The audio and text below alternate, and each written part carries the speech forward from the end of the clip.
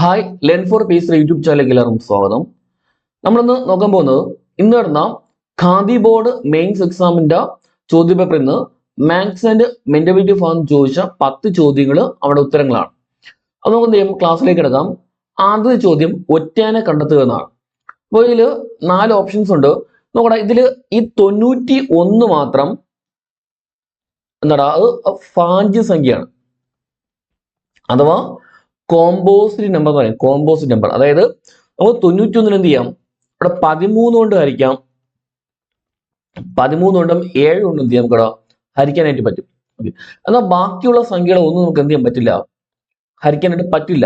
ആ സംഖ്യകളുടെ പേര് നിങ്ങൾക്ക് അറിയാം, എന്താ, അഭാജ്യ സംഖ്യകൾ ഇല്ലേ, പ്രൈം നമ്പേഴ്സ് ആണ് ഇല്ലേ. അപ്പൊ ബാക്കിയുള്ള 3ഉം പ്രൈം നമ്പേഴ്സ് ആണ്, അഭാജ്യ സംഖ്യകളാണ്. എന്നാൽ 91 മാത്രം ഭാജ്യ സംഖ്യയാണ്. കേട്ടല്ലോ, 13 കൊണ്ടും 7 കൊണ്ടും ഹരിക്കാൻ പറ്റുന്നു. കേട്ടല്ലോ, അപ്പൊ 91 ആൻസർ ആയിട്ട് വരേണ്ടത്. ഓക്കെ, അപ്പോൾ അടുത്ത ചോദ്യം 11ന്റെ ക്യൂബ് പ്ലസ് 20ന്റെ square minus 3 the whole raise to 1/3. Okay, അപ്പൊ ഇവിടെ 11ന്റെ ക്യൂബ് നമുക്ക് ഓരോന്നിന്റെ കണ്ടുപിടിക്കാം. 11ന്റെ ക്യൂബ് എത്ര, 1331 പ്ലസ് 20ന്റെ square 400 minus 3 the whole raise to 1/3 ആണല്ലോ. ഓക്കെ, ഇനി ബ്രാക്കറ്റിനകത്ത് ഇത്രയും ചെയ്യുമ്പോൾ നമുക്ക് എന്ത് കിട്ടാം, 1728 എന്ന് കിട്ടും. The whole raise to 1/3.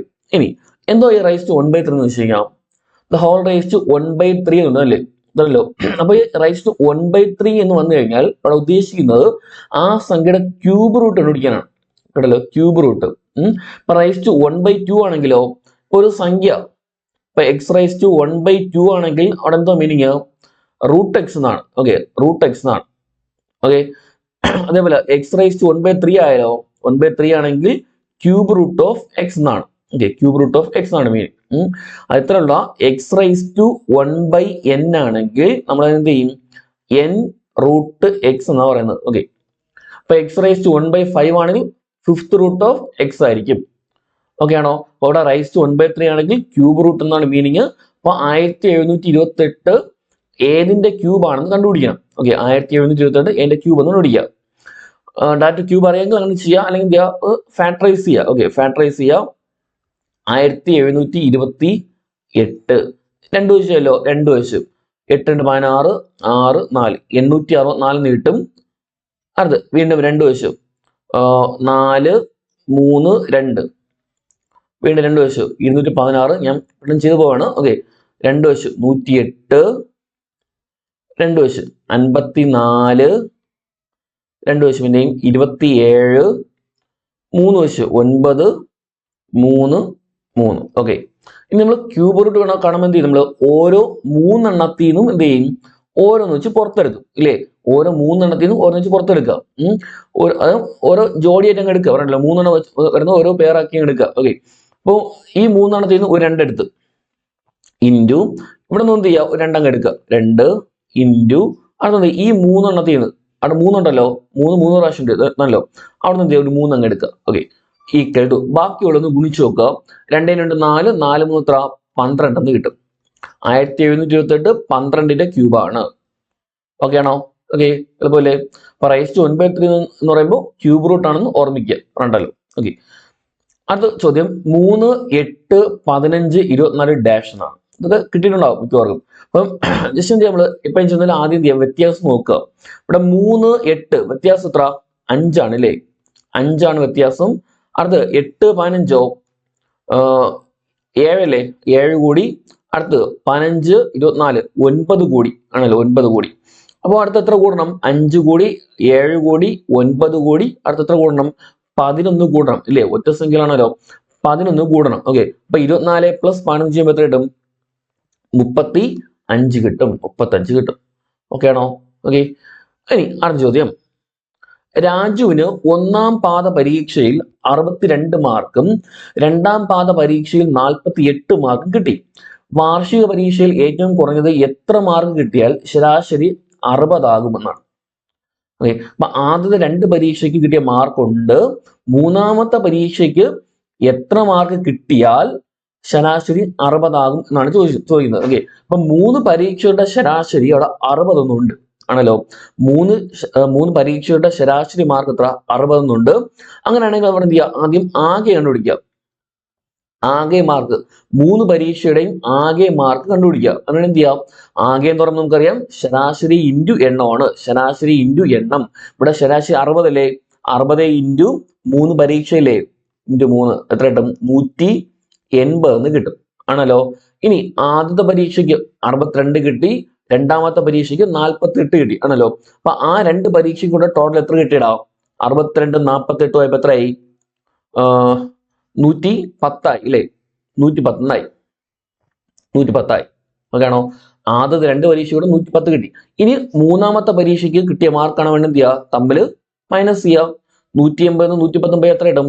എത്ര? 70 എന്ന് കിട്ടും. ഓക്കെ, അപ്പോ ആൻസർ എന്താ? 70. അപ്പൊ 3 പരീക്ഷയുടെ ശരാശരി 60 എന്നുണ്ട്. ആണല്ലോ, 60 ആണ് വേണ്ടത്. ഓക്കെ, അങ്ങനെയാണെങ്കിൽ അവിടെ എത്ര വരണം? ആകെ മാർക്ക് എന്ന് പറയുമ്പോൾ 3 × 60 ചെയ്യുക, 180. ആദ്യത്തെ 2 പരീക്ഷയുടെ മാർക്ക് തന്നിട്ടുണ്ട്. ആണല്ലോ, അതിന്റെ തുക എടുത്തിട്ട് എന്ത് ചെയ്യുക? മൈനസ് ചെയ്യുക. ഓക്കെ, അപ്പൊ മൂന്നാമത്തെ പരീക്ഷയുടെ മാർക്ക് കിട്ടും. എളുപ്പമല്ലേ? അടുത്ത ചോദ്യം, രാഹുൽ പടിഞ്ഞാറ് നിന്ന് കിഴക്കോട്ട് 5 കിലോമീറ്റർ സഞ്ചരിക്കുന്നു. അവിടെ നിന്ന് വലത്തോട്ട് 3 കിലോമീറ്റർ സഞ്ചരിച്ചു. വീണ്ടും ഇടത്തോട്ട് തിരിഞ്ഞ് 4 കിലോമീറ്റർ സഞ്ചരിക്കുന്നു. അവിടെ നിന്നും ഇടത്തേക്ക് 3 കിലോമീറ്റർ സഞ്ചരിച്ചു. എങ്കിൽ രാഹുൽ തുടങ്ങിയ സ്ഥലത്ത് നിന്നും എത്ര കിലോമീറ്റർ അകലെയാണെന്നാണ്. ഓക്കെ, അപ്പോ ഇവിടെ രാഹുൽ പടിഞ്ഞാറ് നിന്ന് കിഴക്കോട്ടാണ് അല്ലോ.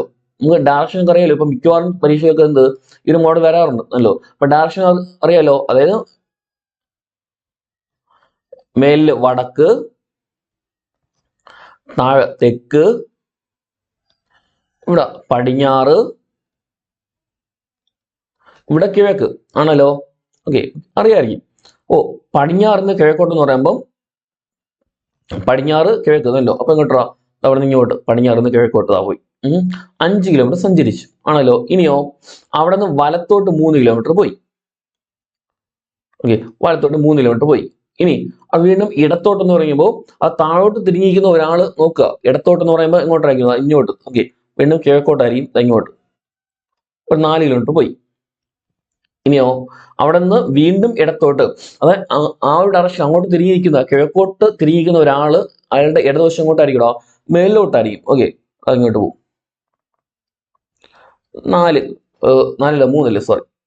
3 കിലോമീറ്റർ പോയി. ഓക്കെ, അങ്ങനെയാണെങ്കിൽ യാത്ര തുടങ്ങിയ സ്ഥലത്ത് നിന്നും എത്ര കിലോമീറ്റർ അകലെ എന്നാണ് അല്ലോ. സിമ്പിൾ അല്ലേ? ഇവിടെ 5 പ്ലസ് ഇങ്ങോട്ട് എത്ര? 4. ഓക്കെ, 5 + 4 എത്ര? 9 കിലോമീറ്റർ അകലെയായിരിക്കും. 9 കിലോമീറ്റർ അകലെയായിരിക്കും. കിട്ടോ? അത് കിട്ടിയിട്ടുണ്ടാവണം. ഓക്കെ, അടുത്ത ചോദ്യം, 0.36 into 0.36 into 6.25 by 0.5 into 0.5 into 0.06 ഇവിടെ നമുക്ക് ഈക്വൽ ടു 0.36 ഇൻറ്റു ജസ്റ്റ് എന്ത് ചെയ്യാം? ഇൻറ്റു ചെയ്യാൻ നിൽക്കണ്ട. മേലെ 0.36 ഇൻറ്റു 6.25 ബൈ താഴെ എന്ത് ചെയ്യണം? ഈ 0.5 ഇൻറ്റു 0.5 എന്ത് വരും? 5 × 5 25 ആണല്ലോ. 5 × 5 25 ആണ്. എന്നിട്ടോ 0.5 2 സ്ഥാനം ഉണ്ടല്ലോ, 2 സ്ഥാനം മാറ്റി പോയിന്റ് കൊടുക്കുക. 2 സ്ഥാനം മാറ്റി പോയിന്റ് കൊടുത്ത് അതിലൂടെ 0.06 കൊടുത്തു. ഓക്കെ, ഇനി എന്ത് ചെയ്യുക? അവിടെ പോയിന്റ് മാറ്റുക. പോയിന്റ് മാറ്റാനായിട്ട് ഇവിടെ നോക്കും, ഇവിടെ 2 സ്ഥാനം ഉണ്ടല്ലോ. 2 സ്ഥാനം, ഇവിടെ 2, മൊത്തം 4 സ്ഥാനം ഉണ്ട് ആണല്ലോ. മേലിലും അതേപോലെ 1 2 3 4 സ്ഥാനം ഉണ്ട്. ഓക്കെ, നിങ്ങൾ എന്ത് ചെയ്യുക? 1 4 0 കൊണ്ട് മേലിൽ എന്താ ഇൻറ്റു ചെയ്യുക. ഓക്കെ, 1 4 0 കൊണ്ട് മേലിൽ എന്താ ഇൻറ്റു ചെയ്യുക. ഓക്കെ, ഇൻറ്റു ചെയ്യുമ്പോൾ എന്ത് ചെയ്യും? 4 0 കൊണ്ട് ഇൻറ്റു ചെയ്യുക. അപ്പൊ മേലിലത്തെ 4 സ്ഥാനവും താഴത്തെ 4 സ്ഥാനവും മാറും. ഓക്കെ, മാറിയിട്ട് നമുക്ക് എന്ത് കിട്ടുക? 36 ഇൻറ്റു 625 എഴുതാമേ. ഓക്കെ, 36 ഇൻറ്റു 625 ബൈ 6 ഇൻറ്റു 25 എന്ന് വരും. ഓക്കെ, പോയിന്റ് മാറുമ്പോൾ അതായത് താഴെ 4 സ്ഥാനം മേലിൽ 4 സ്ഥാനം അല്ലേ ആണല്ലോ. ഓക്കെ, അപ്പൊ താഴെ 4 സ്ഥാനം 10,000 കൊണ്ടായ 1ഉം 4 0 കൊണ്ട് ഓക്കെ മേലും താഴെ ഇൻറ്റു ചെയ്യുക പറഞ്ഞല്ലോ. അല്ലെങ്കിൽ സിമ്പിൾ ആയിട്ട് ഓർമ്മിക്കുക, അത് മേലും താഴെയും അവിടെ പോയിന്റ് ചെയ്ത് ഒരേ സ്ഥാനമാണ് നല്ലോ, ഒരേ എണ്ണമല്ലേ. അപ്പൊ ജസ്റ്റ് എന്ത് ചെയ്യുക, പോയിന്റ് മാറ്റി ഡയറക്റ്റ് അങ്ങ് എഴുതിയാൽ മതി പറഞ്ഞല്ലോ. മേലും താഴെയും പോയിന്റ് ആയിട്ട് ഒരേ എണ്ണമാണുള്ളത് നല്ലോ, അതായത് പോയിന്റ് ആയിട്ടുള്ള സംഖ്യകളുടെ എണ്ണം ഒരേപോലെയാണ് നല്ലോ. അപ്പൊ എന്ത് ചെയ്യുക, പോയിന്റ് മാറ്റി ഡയറക്റ്റ് അങ്ങ് എഴുതിയാൽ മതി കേട്ടല്ലോ. ഓക്കെ അതെപ്പോ ഓർമ്മിക്കുക പറഞ്ഞല്ലോ. അവിടെ 36 625 ബൈ 6 × 25 വെട്ടി ചെയ്യാം. 6 36 6 പ്രാവശ്യം 25ഉം 625. നമുക്കറിയാം 25ന്റെ സ്ക്വയർ ആണ് 625 അല്ലേ. അപ്പൊ 6 × 25 എന്ന് വരും. ഇൻറ്റു ചെയ്യുമ്പോൾ എത്ര കിട്ടും, 150 കിട്ടും. ഓക്കെ ആണോ? അപ്പൊ ആദ്യം പോയിന്റ് മാറ്റുക, എന്നിട്ട് എന്ത് ചെയ്യുക, വെട്ടി ചെയ്യുക, അത്രേ ഉള്ളൂ. ഓക്കെ. പിന്നെ അടുത്ത ചോദ്യം, ആനന്ദിന്റെ അച്ഛന്റെ സഹോദരിമാരാണ് രാഖിയും രേണുവും. രാഖിയുടെ അമ്മയുടെ ഒരേ ഒരു മകന്റെ ഭാര്യയാണ് നിഷ. എങ്കിൽ നിഷയും ആനന്ദും തമ്മിലുള്ള ബന്ധമാണ് ചോദിക്കുന്നത്. അപ്പോ ആനന്ദിന്റെ അച്ഛന്റെ സഹോദരിമാര് ആണ് രാഖിയും രേണു ആണല്ലോ.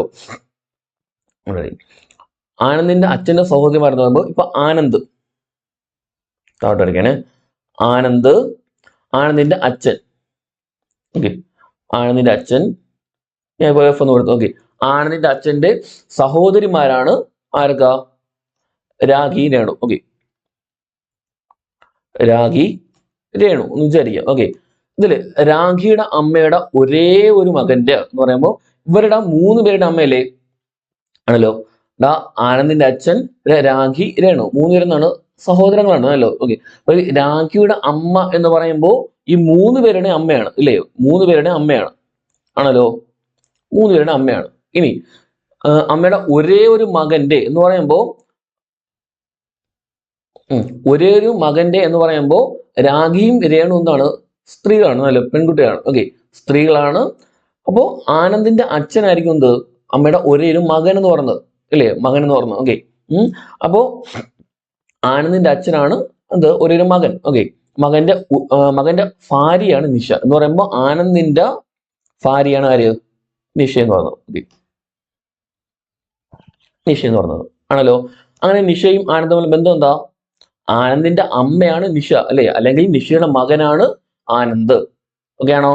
ഓക്കെ, അപ്പോ ആനന്ദിന്റെ അച്ഛന്റെ സഹോദരിമാരാണ് രാഖിയും രേണു ആണല്ലോ, രണ്ടും ഉണ്ട്. അപ്പൊ രാഖിയുടെ അമ്മയുടെ എന്ന് പറയുമ്പോൾ ഈ 3 പേരുടെയും അമ്മയാണ്.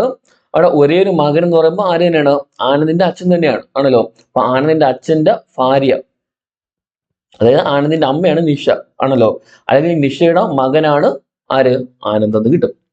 ഓക്കെ, അടുത്തത് ഒരു കോഡ് ഭാഷയിൽ ആപ്പിൾ എന്ന വാക്ക് ETTPI എന്നും സൂചിപ്പിക്കാമെങ്കിൽ ഓറഞ്ച് എന്ന വാക്കിനെ എങ്ങനെ സൂചിപ്പിക്കുന്നതാണ്. അപ്പോൾ നോക്കടാ, ആപ്പിൾ എഴുതണേ, ആപ്പിൾ APPLE, അതോ ETTPI. ഓക്കെ, നമ്മൾ ആൽഫബറ്റിക് ഓർമ്മ നോക്കുക. ഇപ്പൊ A കഴിഞ്ഞിട്ട് BCDE +4 അല്ലേ, നോക്കിയോ, 4 ആഡ് ചെയ്തു ആണല്ലോ. ബാക്കിയുള്ള നോക്കിയോ അത് ശരിയാണെന്ന്. P കഴിഞ്ഞിട്ട് QRST 4 ആഡ് ചെയ്തല്ലേ ആണല്ലോ. ഓക്കെ, 4 ആഡ് ചെയ്ത്, ഇത് 4 ആഡ് ചെയ്ത് ആഡ് ചെയ്തതാണ്. ഇനി L കഴിഞ്ഞിട്ടോ, L കഴിഞ്ഞിട്ട് MNOP അതും 4 ആഡ് ചെയ്തതാണ്. E കഴിഞ്ഞിട്ട് FGHI അതും 4 ആഡ് ചെയ്തതാണ്. അപ്പോ ഫസ്റ്റത്തെ വേർഡിൽ നിന്ന് 4 വിധം ആഡ് ചെയ്തതാണ് എന്ത്, അടുത്ത കോഡ് എന്ന് പറയുന്നത്. ഓക്കെ, അങ്ങനെ ഓറഞ്ച് നമുക്ക് എങ്ങനെയാണ്, ഓറഞ്ച് എന്ന് പറയുമ്പോൾ ആദ്യം O അല്ലേ, O കഴിഞ്ഞിട്ട് PQRS ആണല്ലോ, S R കഴിഞ്ഞിട്ട് RSTUV ആണല്ലോ, V കഴിഞ്ഞിട്ട് എയുടെ കോഡ് ഇവിടെ തന്നെ ഉണ്ട് ഇല്ലേ, E. അവിടെ N കഴിഞ്ഞിട്ടോ, N കഴിഞ്ഞിട്ട് OPQR. ഓക്കെ, ഇത്രയും വന്നപ്പോ തന്നെയോ SVER ഇതല്ലേ ഉള്ളൂ. എ കോഡായിരിക്കും നല്ലോ, എ കോഡായിരിക്കും. ഓക്കെ, വേണമെങ്കിൽ ബാക്കി എഴുതാം, ഏതിലും കുഴപ്പമില്ല പറഞ്ഞിട്ടല്ലോ. ഓക്കെ, അപ്പോ നമ്മുടെ ആ വാക്കിൽ നിന്ന് 4 എന്ത് ചെയ്തു, 4 ലെറ്റർ കഴിഞ്ഞിട്ടുള്ളതാണ് എന്ത്, നമ്മുടെ കോഡ് ഭാഷയിൽ വരുന്നത്. കിട്ടുമല്ലോ. അടുത്ത ചോദ്യം, 60 km/മണിക്കൂർ സ്പീഡിൽ സഞ്ചരിക്കുന്ന 200 മീറ്റർ നീളമുള്ള ഒരു ട്രെയിന് വഴിയരികിൽ നിൽക്കുന്ന ഒരു വ്യക്തിയെ കടന്നു പോകാൻ എത്ര സമയം വേണമെന്നാണ്. നമ്മൾ ട്രെയിനിൽ പഠിക്കുന്ന ചോദ്യമാണ്, മിക്കവാറും പേർക്ക് കിട്ടിയിട്ടുണ്ടാവും. അപ്പൊ ഇവിടെ എന്ത് ചെയ്യുക, വേഗതയുണ്ട്, ട്രെയിനിന്റെ നീളമുണ്ട്. അല്ലോ ഇവിടെ ഓർമ്മിക്കേണ്ടത്, പുതുതായിട്ട് കേൾക്കുന്ന ആൾക്കാർ ശ്രദ്ധിക്കുക, അതായത് ഒരു വ്യക്തിയെ ഒരു ട്രെയിൻ മറികടക്കുന്നു എന്ന് പറയുമ്പോൾ ട്രെയിനിന്റെ മുൻവശം മാത്രം കടന്നു പോയാൽ പോരാ. പിന്നെ എന്തിനുണ്ടാവും, ട്രെയിൻ മറികടന്ന് പോയി എന്ന് പറയുമ്പോൾ ട്രെയിൻ ഇത്രയും നീളമുണ്ടല്ലോ ഒരുപാട്. അപ്പൊ എന്താണ്, ട്രെയിനിന്റെ മുൻവശം കയറി പോയി അടുത്ത് എന്ത് ചെയ്യണം, അത് ട്രെയിനിൽ സഞ്ചരിച്ച് ട്രെയിനിന്റെ പുറകുവശം ഉണ്ടല്ലോ, ആ പുറകുവശം വരെ എന്ത് ചെയ്യണം, ആ വ്യക്തിയെ അല്ലെങ്കിൽ വ്യക്തിയല്ല ചിലപ്പോൾ പോസ്റ്റോ എന്തെങ്കിലുമൊക്കെ ആയിരിക്കാം, ആ എന്താണുള്ളത് ആ ഒരു ഒബ്ജക്റ്റ് എന്ത് ചെയ്യണം, മറികടന്ന് പോകണം. പറഞ്ഞിട്ടോ, അപ്പൊ ട്രെയിൻ ഒരു വസ്തുവിനെ മറികടന്ന് പോയി എന്ന് പറയുമ്പോൾ ട്രെയിനിന്റെ മുൻവശം പോയി അടുത്ത് എന്ത് ചെയ്യണം, ഏറ്റവും പുറകിലത്തെ ബോഗി വരെ എന്ത് ചെയ്യണം, അതിനെ കടന്നു പോകണം ആണല്ലോ. അപ്പോൾ ട്രെയിനിന് ഒരു വ്യക്തിയെ കടന്നു പോകണമെങ്കിൽ ആ ട്രെയിനിന്റെ നീളം തന്നെ എന്ത് ചെയ്യണം, മൊത്തം സഞ്ചരിക്കേണ്ടി വരും ഇല്ലേ. ട്രെയിൻ മുൻവശം കടന്നു പോയി അടുത്ത ട്രെയിനിന്റെ പുറകുവശം വരെ എന്ത് ചെയ്യണം, കടന്നു പോകണ്ടേ ആണല്ലോ. അപ്പോൾ ആകെ ട്രെയിൻ സഞ്ചരിക്കേണ്ട ദൂരം എന്ന് പറയുന്നത് ഒരു വ്യക്തിയെ അല്ലെങ്കിൽ ഒരു ഓബ്ജക്റ്റിനെ മറികടക്കാനായിട്ട് ട്രെയിനിന് ആകെ സഞ്ചരിക്കേണ്ട ദൂരം എന്ന് പറയുന്നതാണ് അതിന്റെ തന്നെ നീളമായിരിക്കും.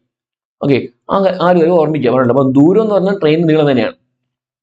ഇനി ഒരു പാലമോ ഒരു തുരങ്കമോ ഒക്കെ ഉണ്ടെന്ന് ചോദിച്ചു, 150 മീറ്റർ നീളമുള്ള തുരങ്കം, പാലം എന്നൊക്കെ ആണെങ്കിൽ എന്ത് ചെയ്യാം, ആ തുരങ്കത്തിന്റെ നീളം അല്ലെങ്കിൽ പാലത്തിന്റെ നീളം പ്ലസ് ട്രെയിനിന്റെ നീളം എടുക്കുക ആകെ ദൂരത്തിന്. പറഞ്ഞിട്ടോ, ഓക്കെ ഓർമ്മിച്ചോണേ. ഒരു പാലമോ തുരങ്കോ അതിനെ ട്രെയിൻ മറികടക്കുന്നു എന്ന് പറയുമ്പോൾ ആ ട്രെയിനിന്റെ നീളവും പാലത്തിന്റെ നീളവും എന്ത് ചെയ്യുക, കൂട്ടുക ആകെ ദൂരം കാണാനായിട്ട്. കേട്ടല്ലോ, ഓക്കെ. നിങ്ങൾക്ക് അറിയാമായിരിക്കും മിക്കവാറും പേർക്ക്, എന്നാലും പറയുന്നേ ഉള്ളൂ കേട്ടോ. അപ്പോ ഇവിടെ വേഗത 60 km/മണിക്കൂർ എന്നുണ്ട്, 200 മീറ്റർ ആണ് നീളം അല്ലേ. അപ്പൊ ഇവിടെ എന്ത് ചെയ്യാം, നമുക്കറിയാം സമയം കാണാനായിട്ട് ഇക്വേഷൻ എന്താ, സമയം ഈക്വൽ ടു സമയം എന്താ, ദൂരം ബൈ വേഗത അറിയാലോ. അപ്പൊ ഇവിടെ ദൂരം എത്ര, 200 മീറ്റർ ആണ്, ബൈ മറ്റേതോ 60 km/h ആണ് ഇല്ലേ, ആണല്ലോ. 1 മീറ്ററിലും മറ്റേ km/h ആണ്. അപ്പൊ ഇവിടെ എന്ത് ചെയ്യാം, km/h മീറ്റർ/സെക്കൻഡോട്ട് ആക്കാനായിട്ട് നമ്മൾ എന്ത് ചെയ്യും, 5/18 കൊണ്ട് ഗുണിക്കണം. ഓക്കെ, km/h മീറ്റർ/സെക്കൻഡ് ആക്കാനായിട്ട് എന്ത് ചെയ്യുക, 5/18 കൊണ്ട് ഗുണിക്കണം ആണല്ലോ. അപ്പൊ നമുക്ക് ഒരു സ്റ്റെപ്പ് എടുക്കാം, 200/60 ഇൻറ്റു ഈ 5/18 എന്ത് ചെയ്യുക, നേരെ തിരിച്ചിടുക, അതിന് വിൽക്രമം കൊണ്ട് എന്ത് ചെയ്യുക, ഗുണിക്കുക. അപ്പൊ 18 മേലിൽ പോയി 5 താഴെ വന്നു. ഓക്കെ, 18 മേലിൽ പോയി 5 താഴെ വന്നു. ഓക്കെ, അപ്പോ ഇനി വെട്ടി ചെയ്യാം. 0 0 വെട്ടി, 6ഉം 18ഉം വെട്ടി 3 പ്രാവശ്യം, 5ഉം 20ഉം വെട്ടി 4 പ്രാവശ്യം. അപ്പൊ 4 × 3 എത്ര കിട്ടും, 12 കിട്ടും. ഓക്കെ, അപ്പോൾ ഇവിടെ km/h മീറ്റർ/സെക്കൻഡിലോട്ട് എന്ത് ചെയ്യണം, കൺവേർട്ട് ചെയ്യണം. അതിന് വേണ്ടിയിട്ട് 5/18 കൊണ്ട് എന്ത് ചെയ്യുക, ഇൻഡ്യൂ ചെയ്യുക. ആ ഒരു കാര്യം കൂടെ ഓർമ്മിക്കുക പറഞ്ഞിട്ടല്ലോ. ഓക്കെ, ഇനി ലാസ്റ്റ് ചോദ്യം, 15 സെന്റിമീറ്റർ ആരമുള്ള ഒരു ലോഹ ഗോളത്തെ ഉരുക്കി 27 തുല്യ വലിപ്പമുള്ള ചെറുഗോളങ്ങളാക്കി ചെറുഗോളങ്ങളുടെ ആരം എത്രയായിരിക്കും എന്നാണ് ചോദ്യം. ഓക്കെ, ഇതൊരു SCERT ക്വസ്റ്റ്യൻ ആണ് കേട്ടല്ലോ. SCERT ക്വസ്റ്റ്യൻ ആണ്. നമ്മളെ 10ാം ക്ലാസ്സിൽ ടെക്സ്റ്റ് ബുക്കിലുള്ള ക്വസ്റ്റ്യൻ അതേപോലെ എടുത്തിട്ടുണ്ട് കേട്ടല്ലോ. 10ാം ക്ലാസ്സിൽ ഘനരൂപങ്ങൾ എന്നൊരു ചാപ്റ്റർ ഉണ്ട്, അതിലുള്ള അതേ ക്വസ്റ്റ്യൻ എടുത്തിട്ടാണ്. അപ്പോൾ 15 സെന്റിമീറ്റർ ആരമുള്ള ഒരു ലോഹ ഗോളത്തെ ഉരുക്കി 27 തുല്യ വലിപ്പമുള്ള ചെറുഗോളങ്ങളാക്കി. എങ്കിൽ ആ ചെറുഗോളങ്ങളുടെ ആരം എത്ര എന്നാണ്. ഇവിടെ ഓർമ്മിക്കേണ്ടത്, ഒരു സാധനത്തിനെ ഉരുക്കി മറ്റൊന്നിലോട്ട് ആക്കുന്നു എന്ന് പറയുമ്പോൾ അവിടെ വ്യാപ്തം എന്തില്ല, ഒരിക്കലും ചേഞ്ച് ചെയ്തില്ല. ഓക്കെ, ഒരു സാധനത്തിനെ ഉരുക്കി അതിന്റെ ഷേപ്പ് മാത്രമേ മാറുന്നുള്ളൂ പറഞ്ഞിട്ടല്ലോ. ഓക്കെ, വേറെ ഒന്നിലോട്ട് ആക്കുമ്പോൾ അവിടെ നിന്നില്ല, അവിടെ വ്യാപ്തം ഒന്നുമില്ല, മാറുന്നില്ല. ഓക്കെ, അപ്പൊ ഇവിടെ 15 സെന്റിമീറ്റർ ആരമുള്ള ഒരു വലിയ ലോഹ ഗോളം അതിനെ ഉരുക്കി ചെറിയ കുറെ ഗോളങ്ങളാക്കുകയാണ്. അപ്പൊ അങ്ങനെ വരുമ്പോൾ ആ ചെറിയ ഗോളങ്ങളുണ്ടല്ലോ അതിന്റെ ആകെ വ്യാപ്തം എന്ന് പറയുന്നതും വലുതിന്റെ വ്യാപ്തോടെ എന്തായിരിക്കും, സെയിം ആയിരിക്കും. റീട്ടോ അത്രയും. ഓക്കെ, അപ്പോൾ വലിയൊരു ഗോളത്തെ ഉരുക്കി ചെറിയ കുറെ ഗോളങ്ങളാക്കി എന്ന് പറയുമ്പോൾ ആ ചെറുതിന്റെ ആകെ വ്യാപ്തം എന്ന് പറയുന്നതും വലുതിന്റെ വ്യാപ്തോടെ എന്തായിരിക്കും, തുല്യമായിരിക്കും.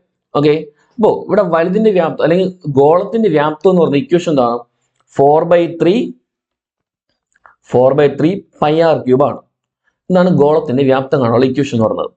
ഓക്കെ, അപ്പൊ ഇവിടെ 15 സെന്റിമീറ്റർ ആരമുള്ള ഒരു ലോഹ ഗോളത്തെയാണ് ഉരുക്കിയത് ആണല്ലോ.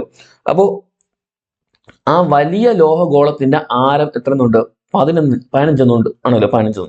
അപ്പൊ ഇക്വേഷൻ 4/3 പൈ, ഞാൻ വലിയ ഗോളാണ്ട് വലിയ ആർ കൊടുത്തിടാം, pi R cube equal to വലുതിന്റെ വ്യാപ്തം എന്ന് പറയുമ്പോൾ 27 ചെറുതില്ലേ ആണല്ലോ. അപ്പൊ ആ 27ന്റെയും കൂടെ ആകെ വ്യാപ്തം ഇപ്പൊ 4/3 പൈ ചെറുതിന്റെ ചെറിയ ആർ ക്യൂബ് എന്ന് കൊടുക്കും. വലുതിന്റെ വ്യാപ്തം 4/3 പൈ ആർ ക്യൂബ്, അത് വലിയ ആർ എടുത്ത്. ഓക്കെ, ചെറുതിന്റെ ഒരെണ്ണത്തിന്റെ വ്യാപ്തം എന്താ? 4/3 പൈ ആർ ക്യൂബ്, അവിടെ ചെറിയ ആറും കൊടുത്തു. ഓക്കെ, വലിയ ആറ് ചെറിയ ആറ് ഓർമ്മിക്കുക. ഓക്കെ, അപ്പൊ 27 എണ്ണത്തിന്റെ ആകെ വ്യാപ്തം എന്ന് പറയുന്നതാണ് എന്ത്?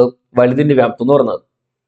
ഇങ്ങനെ കൊടുക്കുക. ഓക്കെ, എന്നിട്ട് 4/3 പൈ രണ്ടിലും എന്ത് ചെയ്യും? ക്യാൻസൽ ആയി പോകും. എന്നിട്ട് ഇവിടെ ആർ ക്യൂബ് എന്ന് പറയുമ്പോൾ 15 ഇടാം. 15ന്റെ cube equal to 27 into R cube, ചെറിയ ആറ്. അത് ചെറിയ ആർ ക്യൂബ് ഈക്വൽ ടു 15ന്റെ ക്യൂബ് വെച്ചാൽ 15 ഇൻറ്റു 15 ഇൻറ്റു 15 ആണല്ലോ. ബാക്കി ബൈ എത്ര വരും? 27 വരും. ഓക്കെ, അത് 6 കാണാൻ വേണ്ടി എന്ത് ചെയ്യാം? 6 ഈക്വൽ ടു ഇവിടെ 15ന്റെ ക്യൂബ് 15ന്റെ ക്യൂബ് ബൈ 27 അല്ലേ? 27 എന്ന് വെച്ചാൽ എന്താ? 3ന്റെ ക്യൂബാണ് അല്ലേ? 3ന്റെ ക്യൂബാണ് ആണല്ലോ. അപ്പോ 15ന്റെ ക്യൂബ് ഡയറക്റ്റ് ഉണ്ട്, വെറുതെ ക്യൂബ് ഉണ്ടെങ്കിൽ നിൽക്കണ്ട പറഞ്ഞല്ലോ. 15 ക്യൂബ് കിട്ടാൽ മതി. എന്നിട്ട് താഴെ 27 അല്ലേ? 27 എന്ന് പറയുമ്പോൾ 3ന്റെ ക്യൂബാണ് ആണല്ലോ. അപ്പൊ അതിന് 6 ഈക്വൽ ടു നമുക്ക് എന്ത് പറയണോ? 6 ഈക്വൽ ടു നമുക്ക് എന്ത് പറയാം? 15ന്റെ ക്യൂബ് 3ന്റെ ക്യൂബ്. ആ ക്യൂബ് അങ്ങ് മാറ്റി കഴിഞ്ഞാൽ 15/3 എന്ന് വരും. എത്ര കിട്ടും? 5 എന്ന് കിട്ടും. ഓക്കെ, 15/3 കിട്ടും 5. ഓക്കെ ആണോ? ഓക്കെ, അല്ലെങ്കിൽ നിങ്ങൾക്ക് എന്ത് ചെയ്യാം? 15 ഇൻറ്റു 15 എഴുതി ബൈ 27 വെട്ടിച്ചതൊക്കെ എടുക്കാം. ഓക്കെ, അതിനൊന്നും ആവശ്യമില്ല. ഇവിടെ 9 പ്രാവശ്യം പോവും, 5 പ്രാവശ്യം, വീണ്ടും 3 പ്രാവശ്യം, ഇവിടെയും 5, വീണ്ടും 1 പ്രാവശ്യം 5 ഉണ്ടോ? 5ന്റെ ക്യൂബ് എന്ന് കിട്ടും കേട്ടോ. അങ്ങനെ ചെയ്യാൻ നിൽക്കണ്ട. എന്ത് ചെയ്യുക? 15ന്റെ ക്യൂബ് ഉണ്ട്, 27 എന്ന് പറയുമ്പോൾ 3ന്റെ ക്യൂബാണ്. ഓക്കെ, അപ്പൊ ആർ ക്യൂബ് ഈക്വൽ ടു 15ന്റെ ക്യൂബ് ബൈ 3ന്റെ ക്യൂബ് എന്ന് വരും. ക്യൂബ് അങ്ങെല്ലാം മാറ്റിയല്ലായിരുന്നു. അപ്പൊ 6 ഈക്വൽ ടു 15/3 എത്ര കിട്ടും? 5 എന്ന് കിട്ടും. ഓക്കെ, SC ആയിട്ട് ചോദ്യമാണ്, പഠിച്ചു വെച്ചിരിക്കുക. അപ്പോ ഇത്രയാണ് 10 ചോദ്യങ്ങൾ. അത്യാവശ്യം എളുപ്പമുള്ള ചോദ്യങ്ങളായിരുന്നു എന്നാണ് തോന്നുന്നത് കേട്ടല്ലോ. മിക്കവാറും പേർക്ക് ഒരു 8 മാർക്ക് കിട്ടിയിട്ടുണ്ടാവും. അപ്പോൾ വീഡിയോ ഇഷ്ടമായ എന്ത് ചെയ്യുക? ലൈക്ക് ചെയ്യുക, കമന്റ് ചെയ്യുക, ഷെയർ ചെയ്യുക, സബ്സ്ക്രൈബ് ചെയ്യാം. കാരണം എല്ലാവരും എന്ത് ചെയ്യുന്നു? സബ്സ്ക്രൈബ് ചെയ്യാനായിട്ട് മറക്കരുത്. നമുക്ക് സബ്സ്ക്രൈബിന്റെ എണ്ണമാണ് വളരെ കുറവ്. അപ്പോൾ വീഡിയോ കാണുന്ന എല്ലാവരും എന്ത് ചെയ്യുന്നു? സബ്സ്ക്രൈബ് ചെയ്യുക. പിന്നെ ചാനൽ എന്ത് ചെയ്യാം? നിങ്ങളുടെ ഫ്രണ്ട്സിനൊക്കെ മാക്സിമം ഷെയർ ചെയ്ത് കൊടുക്കുക. വീഡിയോ എന്ത് ചെയ്യാവുന്ന ലൈക്ക് കൂടെ ചെയ്തേക്കുക. ഓക്കെ, പിന്നെ നിങ്ങൾക്ക് എന്തെങ്കിലും ഡൗട്ട്സോ കാര്യങ്ങളോ ഉണ്ടെങ്കിൽ എന്ത് ചെയ്യാം? നിങ്ങൾക്ക് കമന്റ് ബോക്സിൽ ഇടാം. അല്ലെങ്കിൽ ലേൺ ഫോർ PSC എന്ന ടെലഗ്രാം ചാനൽ ജോയിൻ ചെയ്യാം കേട്ടല്ലോ. Learn four PSC Telegram channel join ചെയ്തിട്ടുണ്ടെങ്കിൽ നിങ്ങൾക്ക് ഡൗട്ട്സുള്ള ക്വസ്റ്റ്യൻ ഒക്കെ എന്ത് ചെയ്യാം? അതിൽ പോസ്റ്റ് ചെയ്യാവുന്നതാണ്. ഓക്കെ.